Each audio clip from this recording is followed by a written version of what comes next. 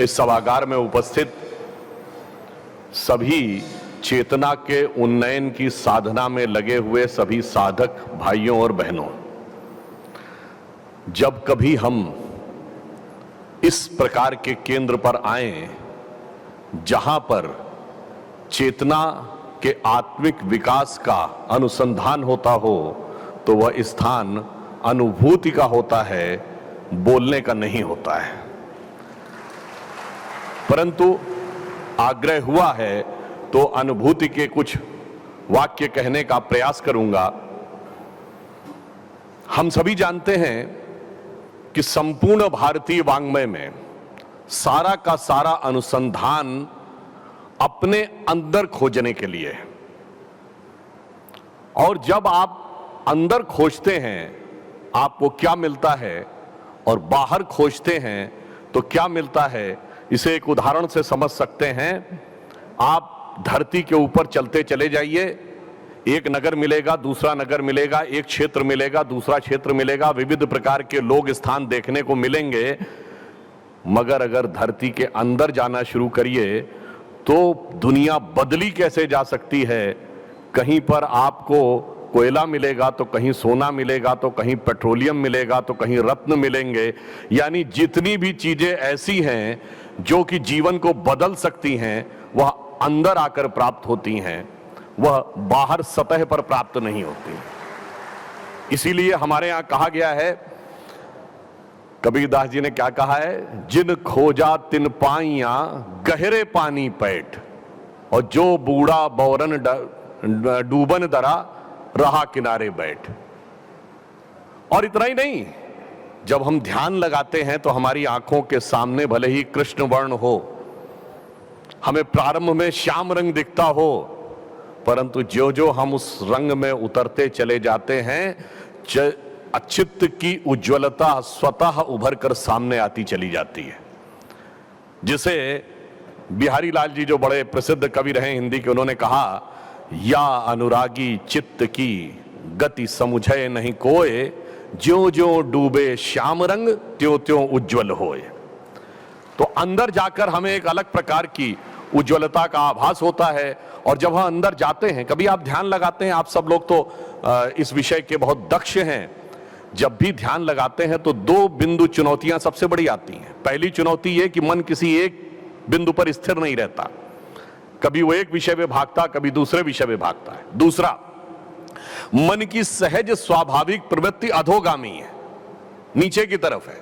यदि मनुष्य के ऊपर मर्यादा, समाज, नियम, कानून के बंधन ना हो तो 100 में से 99 मनुष्य पाश्विक प्रवृत्तियों की तरफ बढ़ने की संभावना रहती। यानी जो जी में आए वो करें और जो जी में चाहें उसको ग्रहण कर लें।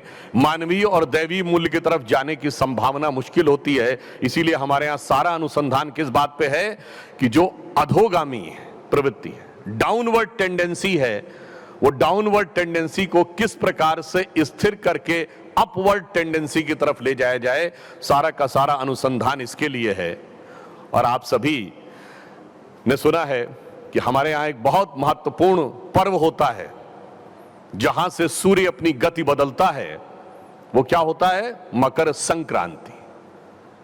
उसको संक्रांति क्यों कहते हैं? क्योंकि उस दिन सूर्य दक्षिणायण से उत्तरायण होते हैं, यानी डाउनवर्ड से अपवर्ड होते हैं। अब मैं इसी विषय को जरा विराट रूप में देखूं तो स्वतंत्रता का अमृत महोत्सव वर्ष है। हम दुनिया के एकमात्र बड़े देश हैं। आपने हिस्ट्री में पढ़ा होगा तो हर बड़े देश में क्रांति हुई है। चाइना की क्रांति सुनी है हमने, फ्रांस की क्रांति सुनी है, ब्रिटेन की क्रांति सुनी है, रूस की क्रांति सुनी है, अमेरिका की क्रांति सुनी है। सिर्फ भारत में क्रांति नहीं सुनी है। क्यों? क्रांति वहां होती है जहां सब कुछ बाहर पाने की इच्छा हो, परंतु जहां अंदर खोजने की प्रयास होता है वहां संक्रांति होती है। इसलिए इस देश में क्रांति नहीं, संक्रांति घटित होती है। और यहीं से वो वैल्यू बेस्ड सिस्टम आता है, वहीं से वो वैल्यू बेस्ड गवर्नेंस आती है। चूंकि हम संक्रांति के देश थे, इसलिए हम ही दुनिया के एकमात्र बड़े देश हैं जो दुनिया के ज्यादातर समय सबसे ताकतवर रहते हुए किसी दूसरे देश पर हमने आक्रमण नहीं किया, किसी दूसरे देश का हमने अधिग्रहण नहीं किया। हमारे यहां इन्वेजन का कोई कॉन्सेप्ट ही नहीं था, क्योंकि हमें दुनिया को नहीं जीतना था, जीतना हमें अपने को था। इसे मैं एक उदाहरण देना चाहता हूं। जब अलेक्जेंडर भारत आया तो उसके गुरु अरिस्टोटल पर्शिया में यानी आज के ईरान में रुक गए। तो अलेक्जेंडर ने कहा मैं भारत जा रहा हूं जो दुनिया का सबसे समृद्ध देश है और यहां अनेक प्रकार की कीमती चीजें हैं, तो गुरुदेव मैं आपके लिए कौन सी ऐसी चीज लेके आऊं, आप मुझे आदेश करें कि मैं कौन सी कीमती चीज लेके आऊं।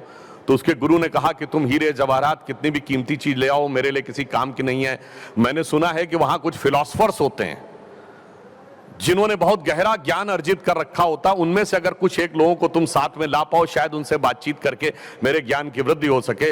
मगर जब वो तक्षशिला में आता है और उसके सैनिक आकर कहते हैं आचार्यों से कि आप चलिए, तो वो जाने से मना कर देते हैं। तो कहते हैं ये विश्व विजेता सिकंदर का आदेश है। तो जानते हो आचार्य क्या जवाब देता है? उसे तुम विश्व विजेता कहते हो जो अपने हृदय में उत्पन्न हुई विश्व विजय की इच्छा से इस कदर पराजित हो गया कि उसने हजारों लाखों लोगों को मौत के घाट उतार दिया। उसे विश्व का सबसे पराजित व्यक्ति कहोगे या जीव व्यक्ति? तो उन्होंने कहा तुम्हें पता नहीं है, हम तुम्हें समाप्त कर देंगे। तो उन्होंने कहा मैं तो शरीर हुई नहीं, मैं तो आत्मा हूं जिसे न काटा जा सकता है, न नष्ट किया जा सकता है, न जलाया जा सकता। उसे समझ ही में नहीं आया और वो 300 आचार्यों को बंदी बना के ले गया, परंतु उन सब ने अन्न जल त्याग कर अपने प्राण त्याग दिए और वो नहीं ले जा पाया, क्योंकि ये भारत एक अलग प्रकार का राष्ट्र है। मैं एक उदाहरण देना चाहता हूं। सिर्फ आज से 60-70 साल पहले इस बात को लेकर भारत का, भारतीय संस्कृति और हिंदू धर्म का मजाक उड़ाया जाता था कि यहां कहा जाता है कि ज्ञान प्राप्त करना है तो ध्यान लगा के बैठो। अरे भाई, ध्यान लगाने से कोई ज्ञान प्राप्त होता है? It's impossible. यह कहा जाता था if you want to attain knowledge you should go meet the people, look at the different places, study the circumstances, then you will be able to understand what the knowledge is, like what Darwin has done. अब मैं पूछना चाहता हूं, आज सिर्फ 50-60 साल गुजरे हैं और नई टेक्नोलॉजी ने हमें क्या सिखाया है? अगर आज हमें अमेरिका का न्यूयॉर्क टाइम्स अखबार पढ़ना है तो 2 तरीके हैं। यहां से अमेरिका की फ्लाइट पकड़िए, आपको लगभग 1 दिन लगेगा पहुंचने में, आज का अखबार कल पढ़िए। और दूसरा है कि अपने हाथ के मोबाइल में न्यूयॉर्क टाइम्स डाउनलोड करिए या कोई अखबार वॉशिंगटन पोस्ट डाउनलोड करिए या ट्रिब्यून डाउनलोड करिए और खट से पढ़ लीजिए। क्यों? ये एक डिवाइस है, डिवाइस में सपोर्टिंग सॉफ्टवेयर है और सपोर्टिंग सॉफ्टवेयर के साथ कनेक्टिंग नेटवर्क है।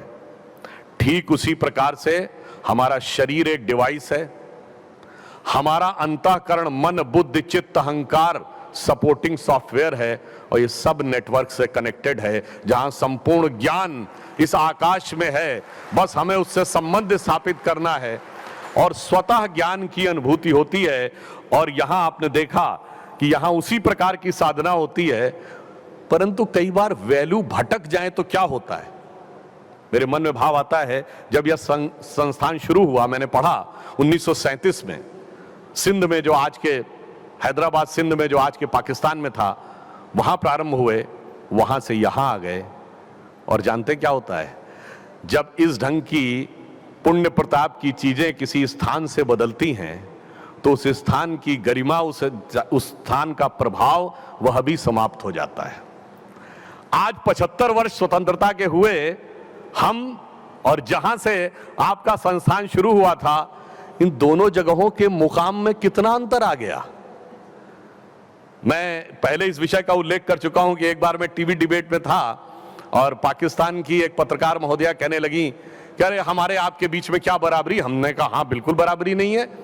उन्होंने कहा कि भाई आपके अमेरिका में बहुत बड़े बड़े लोग हैं, इसलिए आप अपने हिसाब से चीजें मैनिपुलेट कर लेते हैं, क्योंकि उस जमाने में गूगल के ऊपर कुछ लिखा जाता था तो कुछ ऐसी चीज आ जाती थी जिसको लेकर उनको बड़ा कष्ट था उस जमाने में। मतलब मैं इस विषय का यहां उल्लेख नहीं करना चाहता, फिर भी कह देता हूं।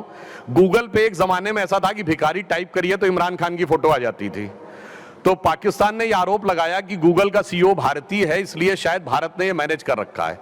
तो मैंने कहा आप गलत कह रहे हैं, सिर्फ गूगल का सीईओ भारतीय नहीं है, माइक्रोसॉफ्ट का सीईओ भी भारतीय है, पेप्सी की सीईओ भी भारतीय है, मास्टर कार्ड का सीईओ भी भारतीय है। और इतना ही नहीं, एक जमाने में जो सबसे बड़ा सिटी बैंक है उसका सीईओ भी भारतीय था। हमारे यहाँ बहुत बड़ी बड़ी कंपनियों के चीफ हैं, मगर आप और हम साथ साथ चले थे। आपके यहाँ भी बहुत से चीफ हैं, लश्कर तैयबा का चीफ है, जैश ए मोहम्मद का चीफ है, अल-कायदा का चीफ है। तो ये दर्शाता है कि अगर आप वैल्यू से भटक जाते हैं तो आप कहां से कहां पहुंच जाते हैं। इसलिए मैं सिर्फ ये कहना चाहूंगा कि आज जैसा कि अभी बताया आप, ये डायमंड हॉल है और ये डायमंड जुबली है। हमारा स्वतंत्रता का अमृत महोत्सव पूर्ण हुआ है। प्रधानमंत्री श्री नरेंद्र मोदी जी ने कहा है कि ये पूर्ण नहीं हुआ है, ये अमृत काल की शुरुआत है।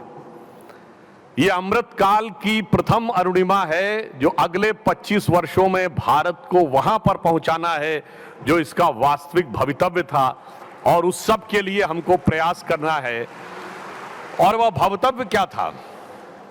वह भवितव्य ये था कि हम दुनिया में उठेंगे तो सिर्फ एक सुपर पावर बनने के लिए नहीं। पावरफुल आदमी के बगल में आप खड़े होते हैं तो आपको थोड़ा ठिठका हुआ, थोड़ा संकोच, कभी कभी थोड़ा सा दबा हुआ महसूस करते हैं। हम वर्ल्ड की सुपर पावर बनने के लिए नहीं उठ रहे हैं, हम जगत गुरु बनने के लिए उठ रहे हैं। क्योंकि जब गुरु के बगल में आप खड़े होते हैं तो आनंदित, आह्लादित महसूस करते हैं। तो yes, in this Amrit Kal, we are all set to rise on the scenario of the world, not to dominate the world, but to motivate the world. आप कहेंगे तो सैद्धांतिक बात है, क्या ये वास्तविकता में है? एक झलकी तो दिख गई जब अंतर्राष्ट्रीय योग दिवस हुआ, आज पूरी दुनिया में मनाया जाता है। अरे राष्ट्र तो छोड़िए, जो लोग योग करते हैं क्या वो मोटिवेट नहीं होते? ये हमारे राष्ट्र की शक्ति है, ये हमारी संस्कृति की शक्ति है। इसलिए हम विषय को ज्यादा आगे न ले जाते हुए सिर्फ एक छोटी सी बात कहेंगे। कभी कभी हमारे यहां जो कथानक हैं उसके अंदर भी बहुत से सूक्ष्म तत्व होते हैं जो आपके ध्यान साधक ही समझ सकते हैं, दूसरा कोई नहीं। उदाहरण के लिए मैंने एक बात पहले कभी कही कि कभी आपने सोचा कि सीता जी जब वन में थीं और मृग सोने का दिखा और उन्होंने भगवान राम से कहा जाओ सोने का मृग होता है, जरा इसके पीछे अनुसंधान करो जाके, इसका अर्थ क्या है। आप सब ने संस्कृत का वह कहावत सुनी होगी, विनाश काले विपरीत बुद्धि, परंतु इसका पूर्ण श्लोक जानते क्या है? वो ये है, न निर्मिते न दृश्यते कदैव न श्रूयते स्वर्णमयी कुरंगी तथापि तृष्णा रघुनंदनस्य विनाश काले विपरीत बुद्धि। इसका अर्थ न कभी बना, न कभी देखा गया, न कभी सुना गया कि सोने का हिरण होता है, फिर भी तृष्णा ने रघुनंदन को ऐसा घेर लिया भगवान को कि वो उसके पीछे चले गए। इसका अर्थ जानते क्या है? हिरण प्रतीक है मन के सुंदर, सुखद आनंद और संतोष का। सोना धन संपत्ति का। धन संपत्ति में सुख नहीं होता है, इसीलिए सोने का हिरण नहीं होता है।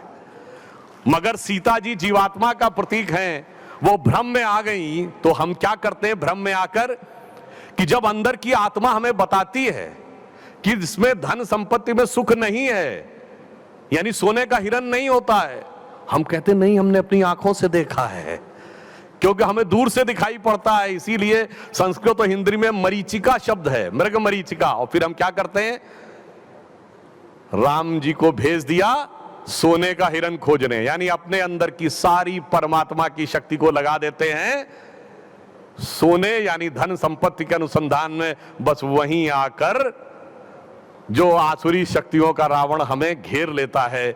यह इस बात का प्रतीक है कि हमें मन को कहां केंद्रित करना है और कहां नहीं केंद्रित करना है। और इसमें एक और वाक्य अंत में कह दूं, ये रावण के जब 10 सिर कटते थे तो एक सिर कट के दूसरा क्यों खड़ा हो जाता था, और भगवान इसको रोक नहीं पाते थे।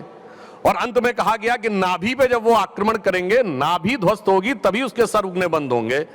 उसका कारण जानते क्या है? रावण के 10 सिर 10 इंद्रियों के प्रतीक हैं। एक सर कटता है, दूसरी इच्छा पूरी हो जाती है। तो इसका अर्थ हुआ किसी इंद्री की कोई इच्छा पूरी करिए, वो तुरंत दोबारा आ जाएगी और भगवान भी उसे रोक नहीं सकते। केंद्र में आकर जानते कैसे रुकता है? एक सर्किल होता है ना, वृत्त, वृत्त की परिधि पर घूमते रहिए, उस वृत्त का कभी अंत नहीं मिलता है। एक चक्कर काटेंगे दूसरा चक्कर आगे दिखने लगता है। इसलिए जब तक आप परिधि पे रहते हैं सर कटकर उगते रहते हैं, जब वृत्त का केंद्र में जाते हैं तो आपको वृत्त का वहां पे मूल स्रोत समझ में आता है। यह इस बात का प्रमाण है कि क्यों नाभि पर जाकर यानी अपनी आत्मा के केंद्र में जाकर हम यह तय करते हैं। इसलिए मैं सिर्फ यह कह के विषय को समाप्त करता हूं कि स्वतंत्रता के इस अमृत महोत्सव में हम विश्व के सबसे युवा देश हैं। यह सत्य है, परंतु यह पूर्ण सत्य नहीं है। पूर्ण सत्य यह है कि हम सबसे युवा देश और सबसे प्राचीन सभ्यता है।